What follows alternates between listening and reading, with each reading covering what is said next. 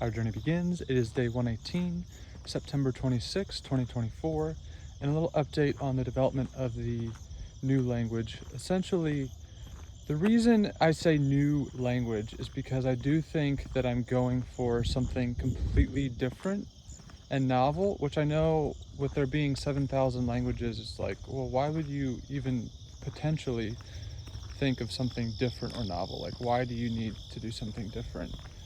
And that's where the goals of what I'm trying to achieve rely on there being a different sort of form of language. Not necessarily, but I think a different language could be extremely beneficial to the overall progress of creating a coordinating mechanism by which the world can become the best place possible.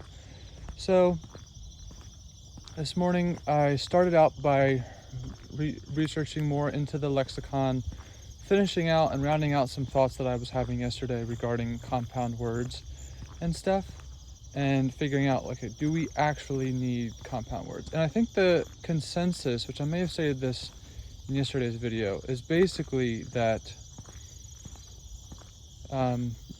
oh no, I did not mention this. I think I'm going to have one particular like a syllable, which is essentially like something that you would affix and you would add it. So that syllable would always mean that the word you're using is the literal combination of both words. So if like dog house, if the word for dog was like pa and the word for house was like hos, then the word for the combination, or essentially plus or and, would be na, then you would say pana mos. I forget what I said was the word for house, but obviously I was just making it up as an example. So I think that makes the most sense, because I do think you would want the ability to have combination words, like compound words, but yeah, you would limit it to only like only the ability to combine two words, and then of course all the regular prefixes and suffixes. Then I was detailing out other aspects that I want this language to have, because I have, like, I don't know, like 50, 60 different core components that I want this language to be able to have. And that's just because that's just the way I think. Like, if you're going to build a new language, you might as well make it everything possible. So it would start out, I started out by looking at how you could make the language sort of natively programming, which automatically people are like, oh, but like programming languages, you need to use like the programming syntax, and like programming languages are used for different languages for different reasons because you're focusing on different things. And there's already natural language programming. Well, there is sort of, but if you're going to build a language from scratch, you might as well build in, so like if one category of syllables in the lexicon could refer to different programming operations, then similar to how you can add an affix in the middle of a word to do a compound word, you could do other affixes and basically other simple syllables that could simplify down phrases. So if you're doing a for loop or something, or like if then statement, then you could just basically use affixes to accomplish that, or just like use simple natural language. And again, that will go back largely to the syntax of everything anyway. So then I also detail out a couple more aspects. I think the ability to express quantum realities. So sort of the idea of entanglement of, obviously I'm not a quantum scientist, but other aspects of like when you get to the end and like you sort of deconstruct your idea down into like one, I forget what the terminology is. Anyway, I basically thought through that aspect, and it actually makes sort of sense where you could express things in terms of probabilities, and you have these sort of running possibilities of this could happen or that could happen. And then at the end, you sort of collapse that, and it's like, this was the meaning that I meant, that sort of idea. And another aspect which is sort of related is intention-based syntax, or just the way that the language is structured. Basically, you would be able to express your intentions. And this comes down to one of the core concepts of the entire language, I think, which is basically that to be able to express meaning better could possibly happen through creating the language as a set of probabilities, where the language almost takes on a sort of math, because language will always be a little bit ambiguous as long as you don't know the meaning behind or the intention behind why someone is saying something.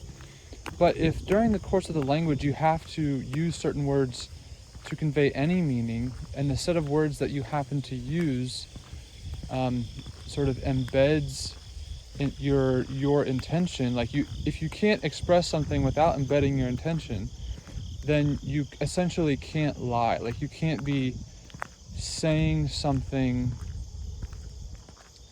and then later say, oh, that wasn't my intention, I meant it the other way. But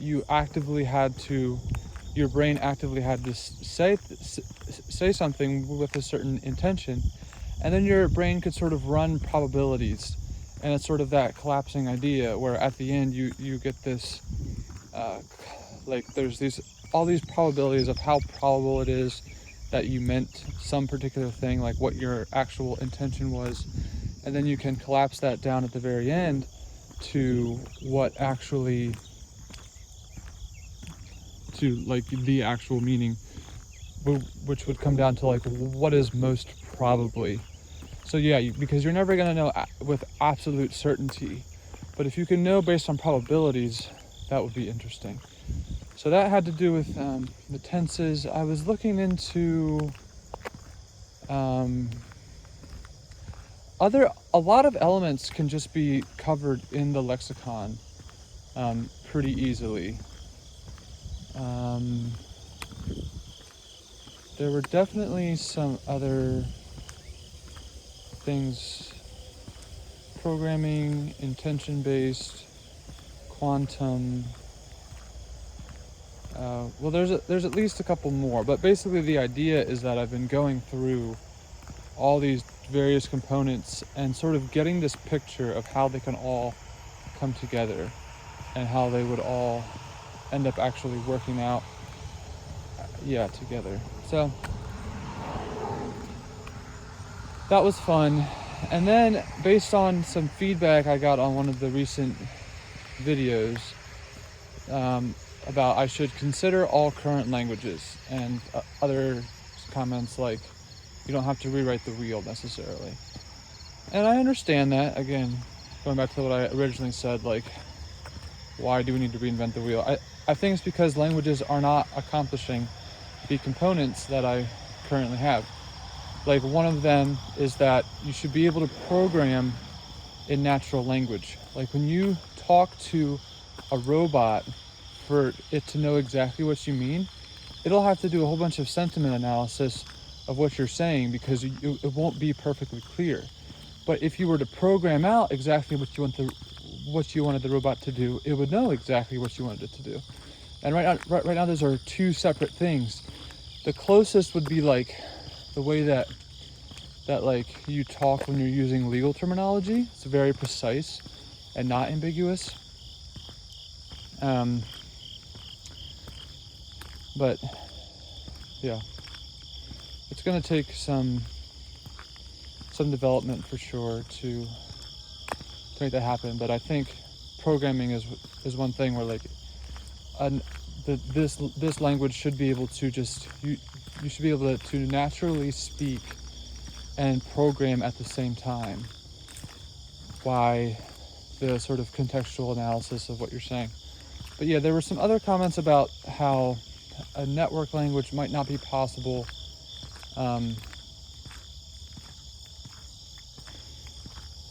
the closest thing we have right now is music.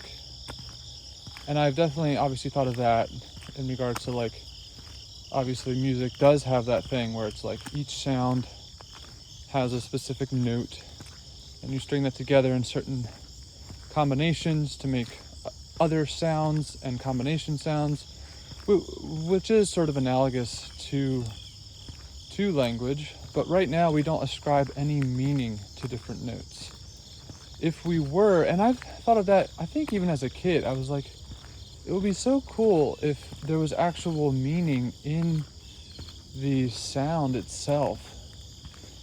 Because right now it's completely ambiguous as to like, well, there are certain elements of like happy sounds and sad sounds, but even depending on your culture, sometimes the happy sounds like it's a little bit flip-flopped. But if you could ascribe certain meaning to sounds, that would be exactly fine. In fact, once I developed this framework, I probably could do that to music, to any particular instrument, because the whole system relies on human sounds, because the sounds are going to have complete correlation to the letter, which is going to have a certain sentiment and all that stuff. So yeah, you could easily do that to any instrument and anything, in which case, if you could correlate all of those together, then you could play any instrument, any sound, and you would be able to understand the language because your brain is using the self-organizing principle overall. So this could be actually a future, I didn't think about that before, but this could be a future thing where you could, like, let's say that somehow or another there happened to be aliens out there somewhere.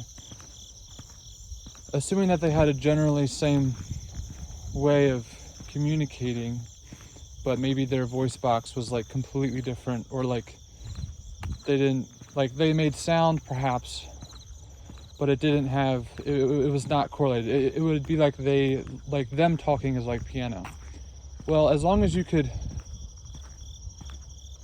map the same meanings onto their sounds, then everything else would be self-organizing. All you have to do is memorize the sound correlations to the sentiments,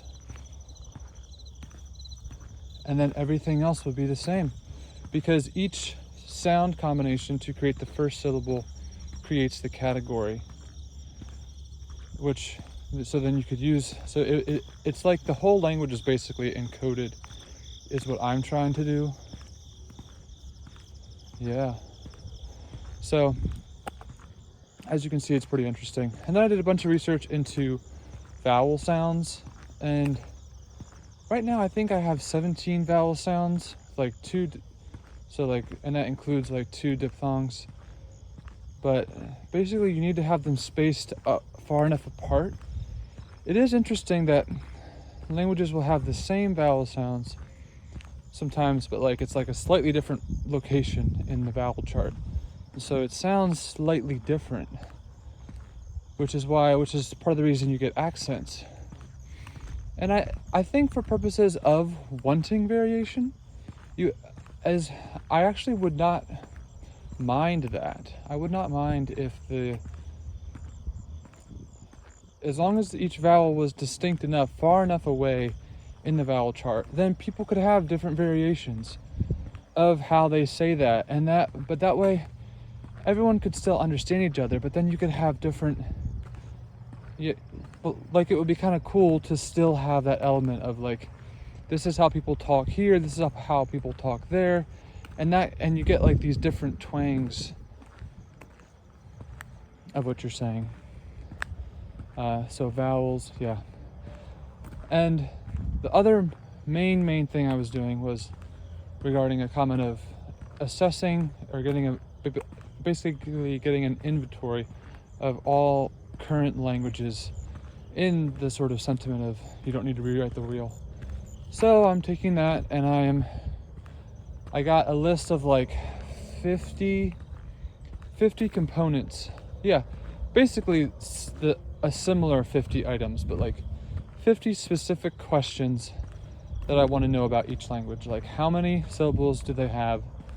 What are their vowel sounds? What is unique about their vowel sounds? What are their consonant sounds? What are the combinations?